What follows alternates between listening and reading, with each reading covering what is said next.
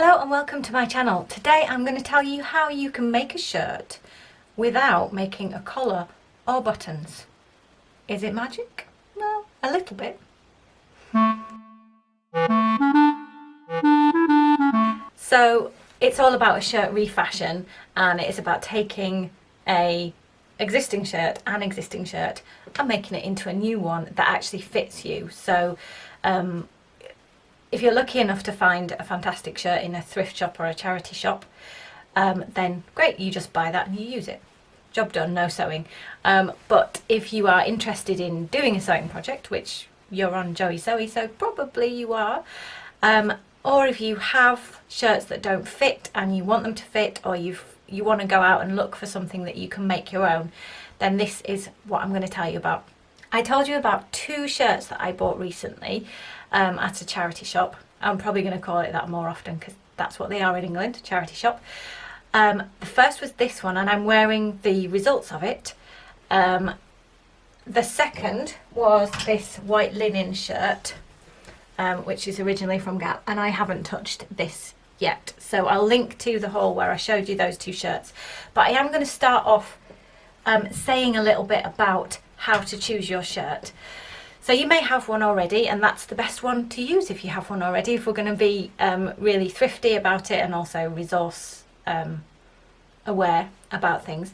But for this method, you need a shirt that the collar fits you okay and that the buttons fit you okay, and it needs to be bigger than you are to start with. So for this method, you need those things. I have several shirts on the floor because since I bought these, I've acquired a million from other people.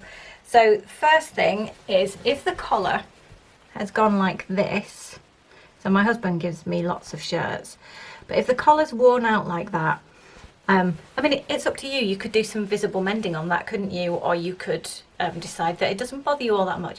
That's okay, but you are the entire collar area is going to remain untouched. So when you're looking for a shirt in a shop, you need to pay attention to the quality of the collar area.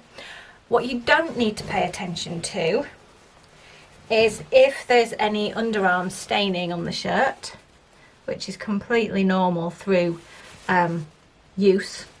But if there is any underarm staining on the shirt, it won't show in this method, assuming that the armholes start off too big for you, and they need to. Then it won't show. So you can choose something that has some underarm staining, and that'll be fine because it'll be lost. You'll lose that part of the fabric in this method. But you want to be aware of not choosing something with collar damage unless it's something you can either fix or live with. But as part of this method, we're not going to touch the collar. I'm not going to cover fixing that. So I'm going to assume you have something that fits you already. So I have got some film of how this shirt overall fitted me before I started, and I will show you that in a second. But this is exactly how the collar fitted me. So you do really need to try the item on. Don't know how much you know about how men's shirts fit, but they are often sized by collar size. So the neck size, it's not something we think about in women's wear, but the neck size can vary a lot in men's shirt sizing. So you probably do need to try something on. When I was looking for a shirt, I also went into a supermarket, a Target sort of place, or Walmart kind of place. It was Asda, and I was browsing for food, but also I went in and had a look at the shirts, and I had a look at the men's shirts, and they had some really nice prints in the fabric, and they had a sale on, so some of them were only £4 or £5. So I thought, well, I'll try that on. So I took a bunch of men's shirts to the changing room and a few women's things to try on, and the woman there was like, well, you won't want to try those on, will you? It's like, well, yeah, actually I will. And it really upset me, because it's what if somebody, well, it just upset me because she was just making this assumption that I wouldn't want to try them on, and I did want to try them on. It was the way she really dismissively said it. Anyway, totally off topic, but that annoyed me. So the final thing to say is, this is a method that I've always used with short sleeves. You could use it with long sleeves, but first of all, it's not something I'm going to show in this tutorial, but also you probably aren't going to be able to preserve the cuffs unless the cuffs of the shirt fit very well. And if the overall body of the shirt is too big, which you need to refashion it, you're going to struggle for the cuffs to fit well. So you will need to redo the cuffs, okay? So this is a version that you're going to get a short sleeve out of, or you can go and freestyle how to do the long sleeves. So the next thing you need before you start is you need a shirt pattern or a blouse pattern that fits you. So I have two favourite patterns that I go to again and again. One is the Carme blouse from Pauline Alice, and the second is the Granville shirt from Sewaholic. Those are patterns that I've sewn in the regular way with flat fabric that you cut out, and I know that I like the fit. So you do need a pattern that fits you, or if you don't have a pattern that fits you, little bit trickier, but you could work off another garment that already fits you. So you could do that, and as I show through this walkthrough, as I show how I'm laying the paper pattern down, I guess you could kind of fold your garment that you're using as an equivalent of a pattern. You could fold your garment and cut around that, and it would work the same. You just have a little bit more to work out. It'd be a little bit harder to handle the fabric, but it's doable. So you have your shirt, you have your pattern. Let's get into how to do this. Step 1 is to separate the side seams and cut off the sleeves. I cut along the seam line, even though you could just unpick if you're short of fabric. Be particularly careful cutting around the sleeve, and do take care not to be too wild with your cutting lines. So there, we've detached the sleeve. The next step is to place and draw around your front pattern pieces. You could do the back first, but I do the front first. Make sure all the buttons are fastened up, and then when you're laying it down, match the centre front, which is where the buttonholes will be, and the collar curve, which won't match perfectly, and the shoulder line as best as you can. So none of them, other than the centre front, will be perfect, but do the best you can. And then draw around the edges of the pattern where you will cut. So don't draw the centre front or the shoulder seam because they won't get cut, but you're drawing around the armhole and the side. Then mark your bust darts however you mark them. I use a pencil for the legs and a pin for the very point of the dart, as you can see. Sometimes I use a Sharpie for the legs, but on this dark fabric it was easier to use the white pencil. And then cut the arm hole and the side seam lines as you've marked. The white pencil I've used is one that fades and comes off with water, so there's no problem with those extra lines. Now we have to add in a little wedge of fabric because of the different curvature of the armholes, and you're likely to find this whatever pattern you use. We need to add the little wedge at the corner of the underarm. It will be really invisible once it's sewn in. Find a little piece of offcut, either from the side seam that you've just cut off, or I decided after a little while of playing around with this piece of fabric that it wasn't quite big enough, so I went ahead and I actually cut the hem of the shirt a bit shorter, which it did need to be anyway, so I had a large piece of fabric from the hem. Don't worry at all about the grain line of what you're attaching. It really doesn't matter, the grain line of the tiny bit that you're attaching. So unless you want to match a pattern, don't worry about what way up it is, but make sure it's the right way out so you've not got the inside of your fabric showing.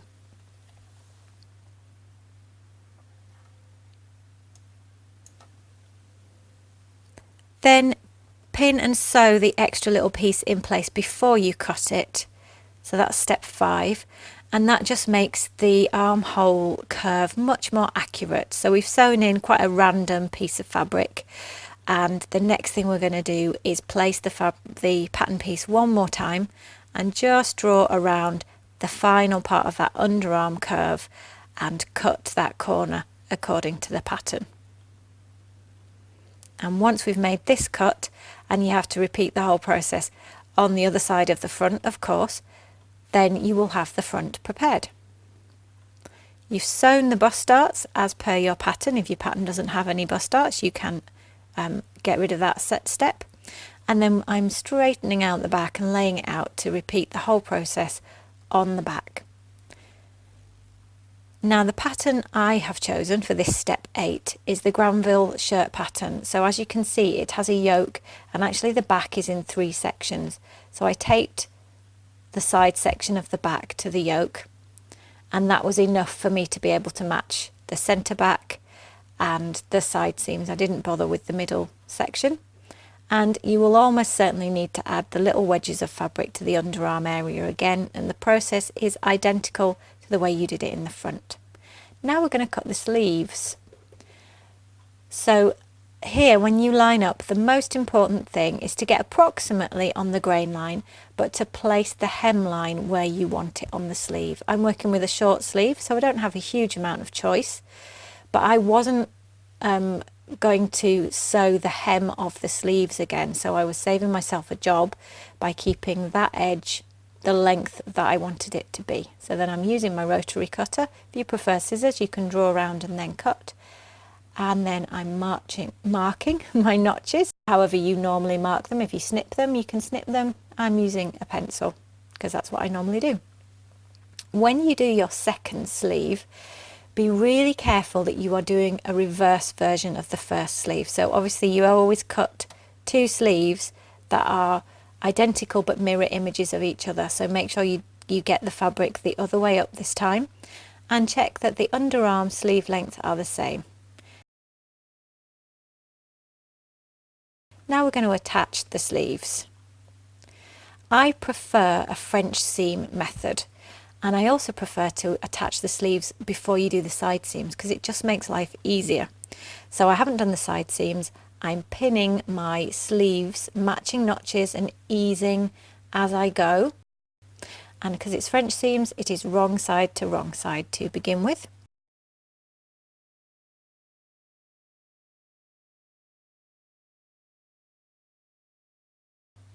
Then you sew that seam, you trim, and then you press flat. And assuming you're working with a 1.5 seam allowance, then what you do is a 1 centimetre in the first seam. Now you fold the seam back here, so now you have right sides together as you would normally sew. And I'm sewing really close to the, or pinning really close to the edge, because this seam is going to be a very tiny 0.5 centimetre seam, and that's how you get a really tiny French seam in the end.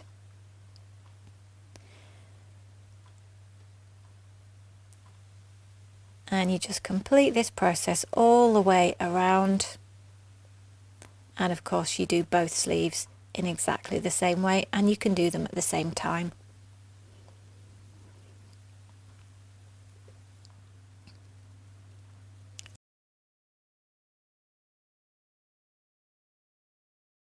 So then you will end up with 2 sleeves prepared. You can now take them to the sewing machine, sew them with that small seam allowance, ease out any tiny pleats that form, and then press it flat. So you shouldn't have any pleats showing in your final version when you've pressed your sleeve seam. And that was what mine looked like after I'd pressed it. So that's the inside of the French seam, so no raw edges showing. So with sewing the side seams, I'm going to start at the hem end of the sleeves. I'm matching the hems up, and I will also match the underarm seam very carefully. Because I'm doing French seams, I'm doing wrong sides together first.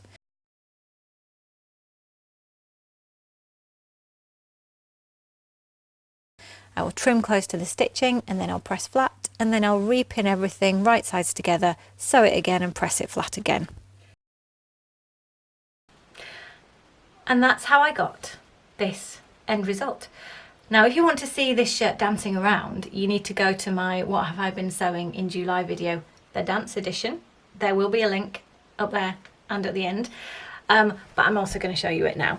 So I decided to make this quite cropped, partly because I made a mistake partway through and I needed some extra fabric, but also because I liked the style. You don't need to make it cropped, you will have enough fabric that you could make a regular shirt length. So at the back, what I've actually done is I have got elastic in there, ta-da, and I have gathered the back, and that goes all the way to the side seams there.